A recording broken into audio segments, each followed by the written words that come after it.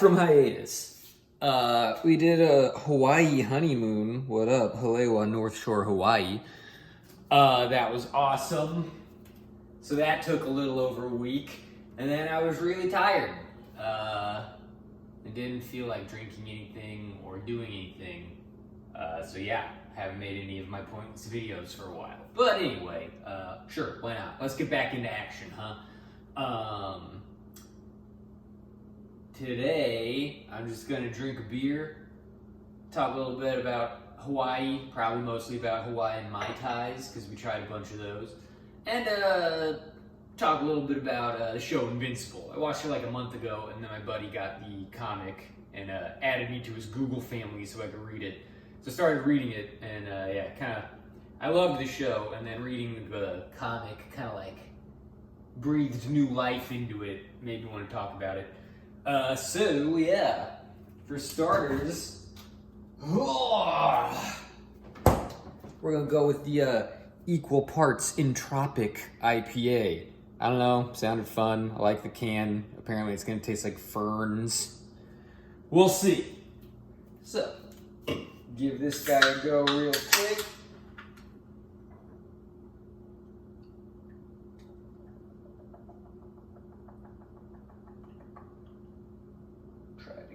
Bow on there.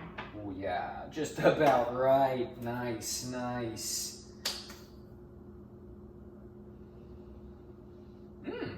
Smells just like a classic kind of fruity IPA.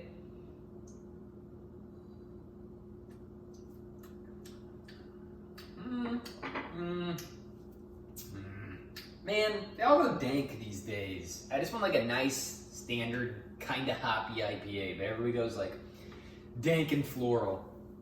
So it's fruity, it's dank.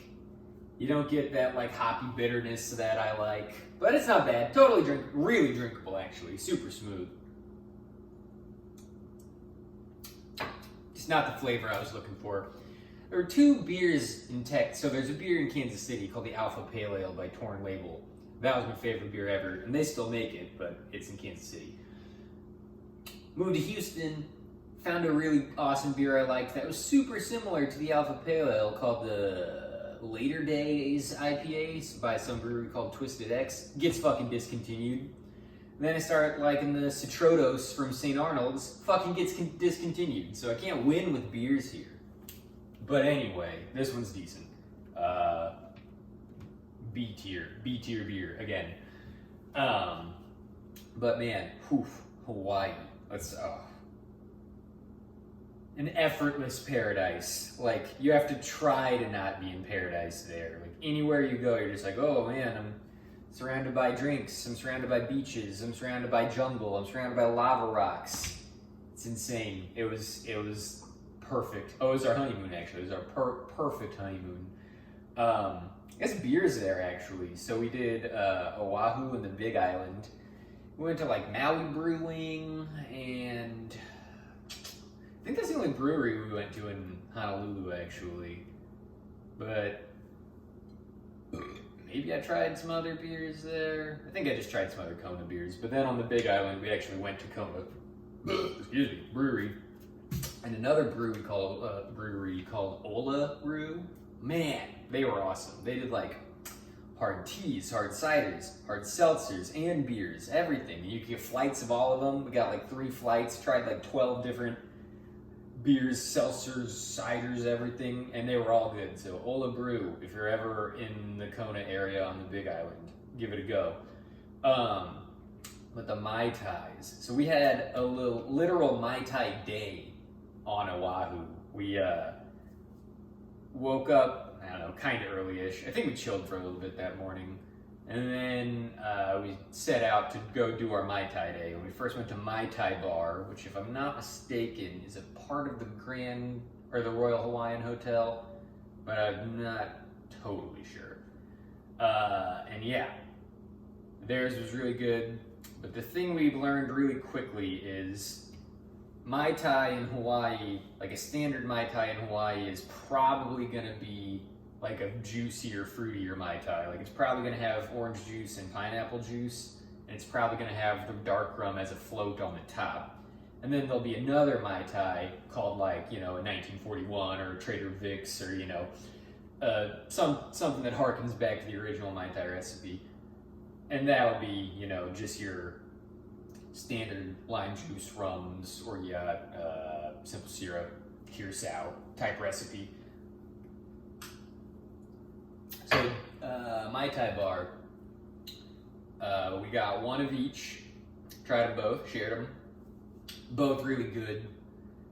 I always preferred the regular Mai Tai. I just prefer that flavor. But yeah, the Hawaiian Mai Tai, like I said, typically it's going to be that fruitier one, and it kind of fits the setting. It's like, you know, refreshing and fruity, and you can kind of control the rum amount by stirring in as much as the float as you want. So, you know, if you're not, well, I mean, if you don't stir it in, you're saving it for the end, so you're going to punch yourself in the face. But, you know, it's still a nice little, I don't know, kind of beachy to decide how much rum you want at any given time, I think. So I get it. But theirs were really good. And then we went to Duke's, which was just a little ways down the beach and a little inland. Actually, not really. I think Duke's might have been on the beach too. We kind of sat in the back, so I couldn't see if the deck was over the beach or not, but I think it was on the beach. But anyway, Duke's, same deal. Got one of each. We got one of their more Hawaiian Mai Tais and one of their more original Mai Tais. And I want to say we liked them pretty much equal to Mai Tai bar. But they had an insane fish and chips and a fucking crazy ass insane like macadamia nut ice cream cake thing for dessert. So whew, if you're in Honolulu, try to go to Duke's, man. That cake was insane. Then we went to a sick ass little like back alley dive bar called Arnolds. And yeah, so Duke's and Mai Tai bar were a little more like high class, not like super high class or anything. Everybody's pretty chill in Hawaii, but you know, ritzier feel and prices. So totally different vibe than Arnold's. Arnold's was awesome. Like you legit walk just down this little short alley, and then there's just like a patio and an open air building, and that's Arnold's, and it's so awesome. It was such our vibe. And yeah, everything was a lot cheaper. And there, Mai Tai, I can't remember if they did both or not. I don't think they did. I think they just had a Hawaiian style Mai Tai. And it was, you know, cheaper and cheaper tasting. You can tell the ingredients weren't quite as good, but like, totally fine, man. If you're just trying to get bombed in Hawaii, give Arnold's a go. It was awesome. Awesome vibe, cheaper drinks. Sure, they don't have the glitz and glamour of the other drinks and stuff, but still pretty good, still gonna get you drunk. And let's see. I think those were our Mai Tais on the Big or on Oahu. And then on the Big Island, we went to Down the Beachcombers. And I can't remember if they probably did have a Hawaiian style Mai Tai, but we both got like the classic style, and that was probably our favorite Mai Tai that we had in Hawaii. That one was pretty clutch. Hit all those like limey, rummy, potent flavors that you want. And then the last one was the Mai Tai we got at our hotel on the Big Island, which was so fucking nice. The Westin at Hapuna Beach. Like, we picked it because we looked on Google Maps and we're just like, man, like that hotel and beach setup just looks so awesome. Then we got there and we're like, yeah, this is really fucking awesome. But we did like a driving audio tour around the Big Island, and the beach section on the audio tour, like the guy, he said his favorite beach was Hapuna Beach. And actually our tour guide on Oahu said Hapuna Beach was like one of the best ones he'd been to too. So randomly, just looking at Google Maps, we made a really good decision. But anyway, the Mai Tais at the hotel. So they had just the standard Hawaiian one, you know, Mai Tai with orange juice, pineapple juice, rum float, and then they had like a turbo version of that, where I think they added like Grand Marnier and like a coconut cream or something. So I tried that one just to try it. Like, it was pretty good, but it was getting to the point where it's just like too much. Like, you don't need all the extra stuff. But those were also really enjoyable for being just like a hotel drink. If I had to rank them, I would say Hawaiian style Mai Tais, Duke's and Mai Tai bar were tied at the top, then our hotel, then Arnolds, and classic style Mai Tais, down Beachcombers in front with, man, I want to say maybe I liked Duke's a little more, but again, Duke's and Mai Tai bars were really close. So that was, I don't know, that was super fun going on a Mai Tai adventure in Hawaii.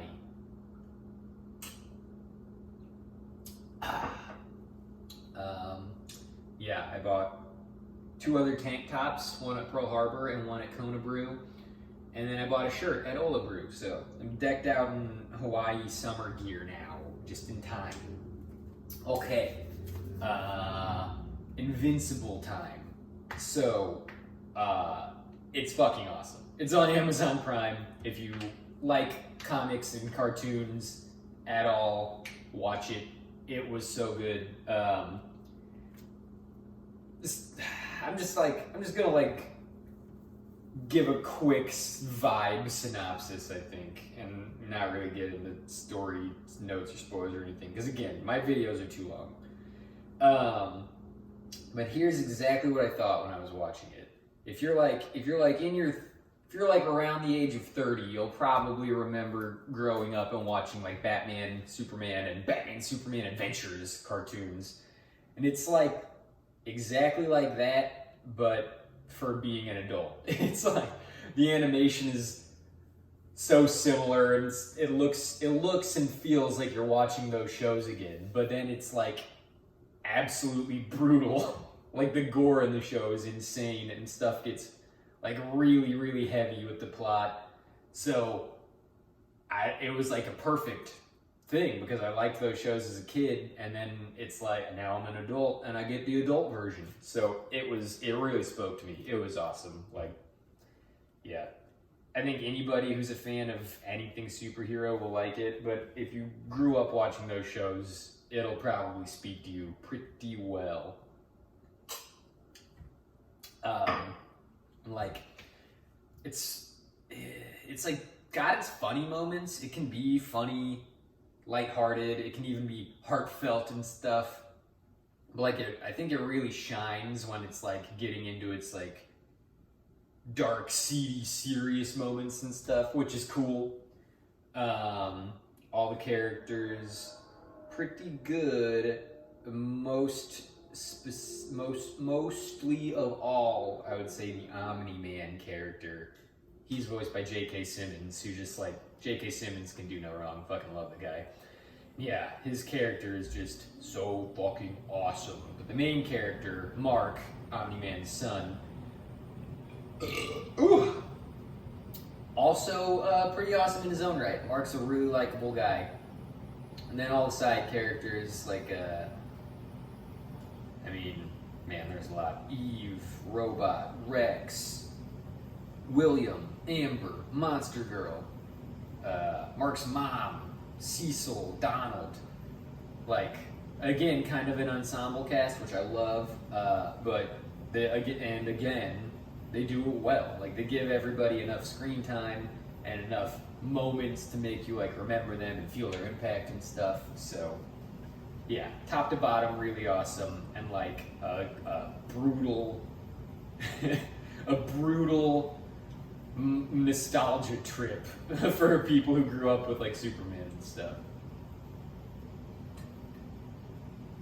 Yeah, just like speaking of the brutality, like I said, the gore is insane. Like, more shows need to go that route with like superhero stuff. Like, if you're strong enough to pick up a car and fucking throw it around the planet, like, you don't just punch somebody, you punch them into oblivion. Like, they get vaporized when you punch them, and you see their fucking organs rain from the sky.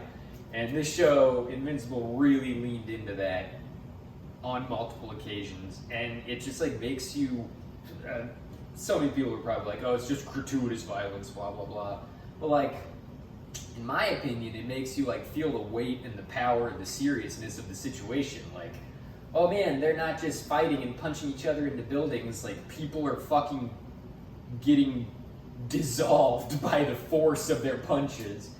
So, and that's kind of another thing, is that like, you know, Superman, Man of Steel, like I mentioned it in another video, they like level a whole city in that movie, and they like don't even stop for a second to like try to make you realize that millions of people just died. Whereas Invincible does that. It's like, oh yeah, they're clearly trying to save these people. Oh shit, they just got crushed and now they're paced. Like, and Mark has some moments where he like really kind of gets ate up over stuff like that. So really awesome, just top to bottom. Again, if you like cartoons, if you like comics, if you're a fan of ultra violence, watch Invincible. You're gonna love it. And then if you really do love it, try picking up the book or having a friend give it to you for free in their Google family, because it's a lot different. And I think both the book and the show have a lot of merit with how they present things. Like, the show made a lot of changes, but I really like respect them all and think they were mostly pretty good. And I'm only on issue 12 in the book, so there's more changes for me to find out. But so far, I've thought they were all well done. But I think I like the comics presentation a little better, but I totally understand why they would do what they did to make it a show adaptation. So it's been fun seeing the differences and seeing how things are presented in the comic, and, you know, getting to bounce back and forth between the two mediums. But yeah, like I said, both awesome. So watch Invincible. If you want an awesome ass beach vacation and you're sleeping on Hawaii, don't sleep on Hawaii. Go to Hawaii. And if you're in the Texas, I don't know, probably just the Houston area. I don't think Equal Parts is super big. And want like a light, super drinkable, kind of floral dank IPA. Yeah, the Entropic's pretty good. Yeah, I don't know, it's growing on me. I just always want hops. The piney, West Coast, like, kind of hops. But those beers are, for some reason, kind of hard to find in Houston for me. I don't know, I guess I need to look harder. But anyway, yeah, Entropic, pretty good. Hawaii, fucking incredible. Invincible, also pretty fucking incredible. Every fucking day. Shaka.